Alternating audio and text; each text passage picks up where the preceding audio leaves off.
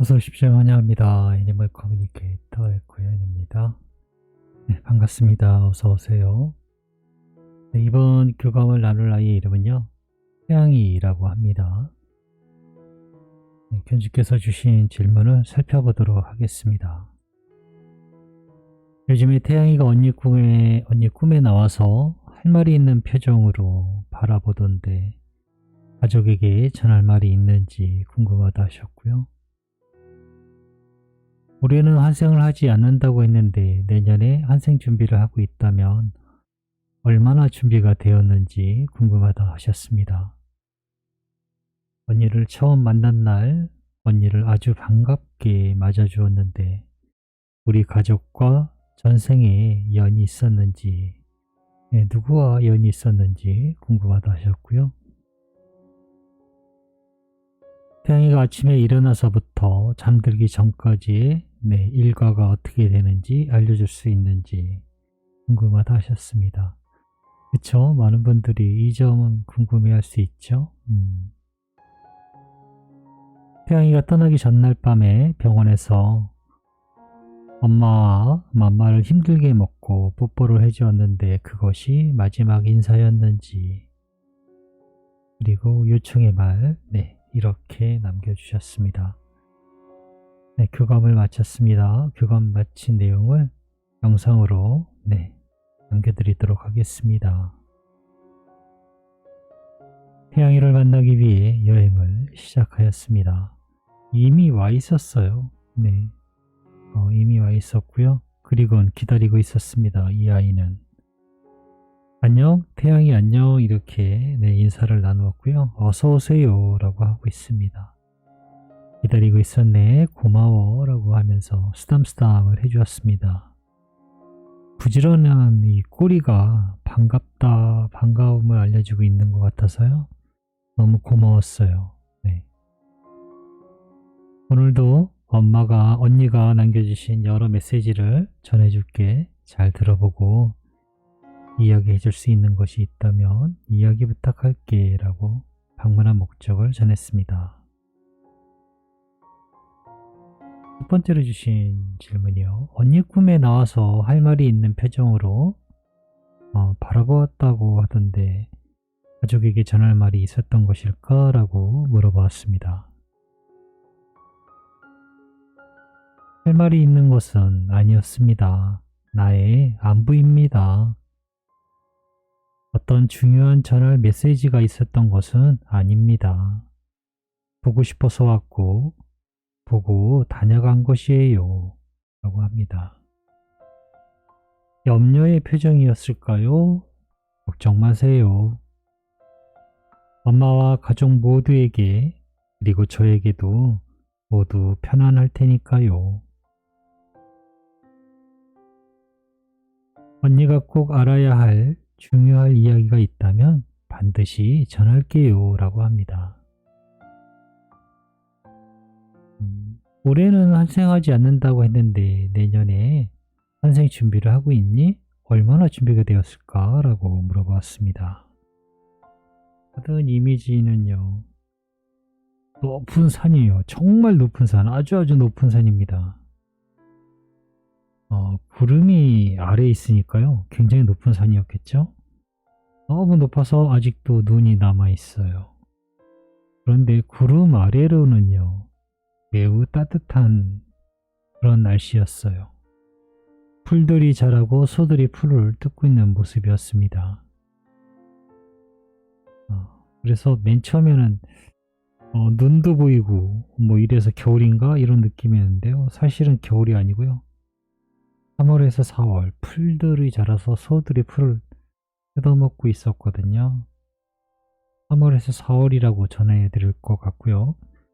이때 태어나는 것일까? 라고 물어봤습니다.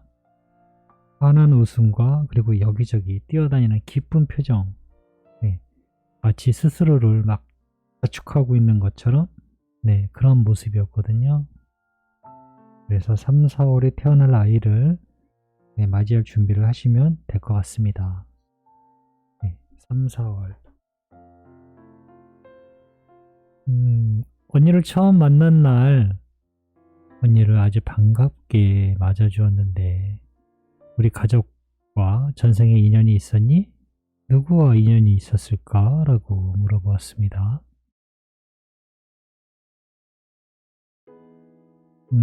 제가 본 영상은 언니와의 기준으로 보시면 돼요. 네. 코끼리의 발들이, 거대한 발들이 이렇게 지나가는, 네, 발들이 먼저 보였어요. 행렬처럼 보였습니다. 행렬. 모자를 쓸 남자와 두건을 쓴 남자들이 많이 보였어요. 그리고 어떤 남자분이 코끼리를 키우고 훈련을 시킵니다. 꽤 오래전 모습일 것 같아요. 왕족 시대니까요. 꽤 오래된 시간일 것 같고요. 이 코끼리들은 그냥 일반 코끼리들이 아니라 왕가에서 관리하고 키우는 코끼리들이었어요. 네, 그런데 그 관리하는 자의 아들이 있어요. 아들처럼 보이는데요. 굉장히 말랐고요. 어린 꼬마 아이였는데 남자아이였고요. 그리고 강아지가 옆에 있어요. 이 아이는 코끼리와 매우 친해요. 매우 사랑해요. 네. 아무래도 환경적으로 그런 곳에 있다 보니까 그랬을 것 같아요. 아이와 코끼리가 매우 친해요. 아빠에게서 이 훈련시키는 법 같은 것, 이런 관리하는 것들, 이런 것들을 배우면서 함께 자라요. 그 옆에 강아지도 함께 있습니다. 아이와 함께 성장해요. 그 강아지도, 코끼리도, 이 아이도 성장을 하게 됩니다. 이 강아지는요, 함께 있는 강아지는 코끼리를 매우 부러워해요. 이 꼬마아이가요, 자신의 주인, 엄마, 아빠, 또는 어떻게 설명해야 될지 모르겠는데, 나와 함께하고 있는 이 꼬마아이가요, 코끼리를 더 사랑하니까요. 코끼리를 너무 좋아해줘요. 이 강아지는 견주를 따라온 거예요. 네, 지금의 견주를. 좀 더 사랑받고 싶었던 것 같아요. 네, 그런 마음이 이 아이에게 계속 남아 있었던 것 같아요. 그래서 지금 생에, 현생의 견주를 따라서 더 사랑받기 위해서 온 것 같아요. 코끼리에게 받은 사랑만큼 사랑받고 싶어서 견주를 따라온 것 같습니다. 네, 제가 본 모습은 그렇게 보입니다. 태양이가 아침에 일어나면서부터 잠들기 전까지의 일과가 어떻게 되는지 알려줄 수 있는지 물어보았습니다. 여러분들도 마찬가지일 것 같고 저도 마찬가지예요. 네. 별이 된 아이의 아침부터 저녁까지 일과는 어떨까요? 네, 물어보았습니다. 이곳에는 아침은 없어요 라고 합니다. 저녁도 없어요 라고 하고 있어요. 우린 하루라는 시간 속에 있지 않아요 라고 합니다. 우리가 있는 곳을 설명하기 어렵습니다. 나의 시작은 따로 있지는 않아요 라고 합니다. 잠들어 있지 않기에 대부분을 알려드리기 어렵네요 라고 합니다. 네, 잠들어 있지 않기 때문에 시작이 따로 있지 않다라고 합니다. 늘 진행형이다 라고 대답을 할 수도 있고요. 이게 오해의 소지가 있을 수 있는 게 뭐냐면 또 잠들어 있지 않다라고 하면 잠을 안 자고 계속 무언가 한다라고 그렇게 알아들으시면 안 되는데 제가 전할 수 있는 방법이 정말 이게 이렇게밖에 전하지 못해서 너무 죄송해요. 알고 있는 것을 말로 전하는 게 너무 어려워요. 네, 전에 들은 것을 말로 전하는 게 이렇게 어렵다라는 것을 교감하면서 새삼 계속 느껴요. 잠들지 않으면서 잠든다라는 것을 어떻게 표현할 수 있나요? 네, 대부분의 것을 알려드리기 어렵다라고 합니다. 저도 마찬가지입니다. 다시 질문했어요. 그럼 가장 많이 하는 일이 무엇이니? 라고 다시 물어봤습니다. 질문을 조금 바꿔야 될 것 같더라고요. 가장 많이 하는 일은 이것이랍니다. 사랑이에요 라고 합니다. 사랑? 네, 모든 행동이나 바라봄은 사랑으로 이루어져 있습니다. 대부분은 사랑을 이야기하고 바라보고 움직이고 있어요 라고 합니다. 사랑 가득한 노름을 하고 사랑 가득한 시선으로 찾으며 부릅니다.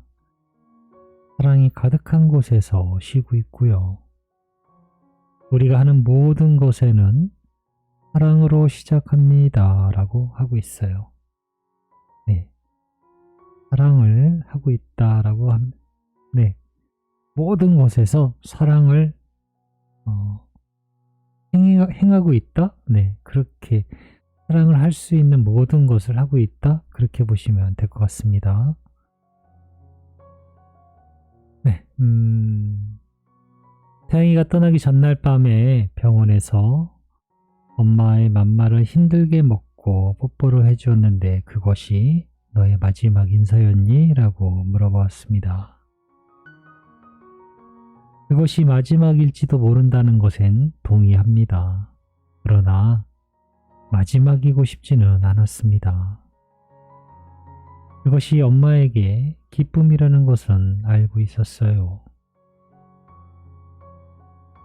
마지막 그런 것엔 관심이 없었습니다.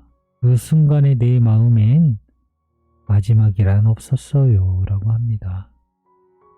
네, 그것에 대해서 마지막이라고 생각하지 않았다라고 합니다. 애초에 마지막이라는 것에 관심이 없었다 하고 있어요.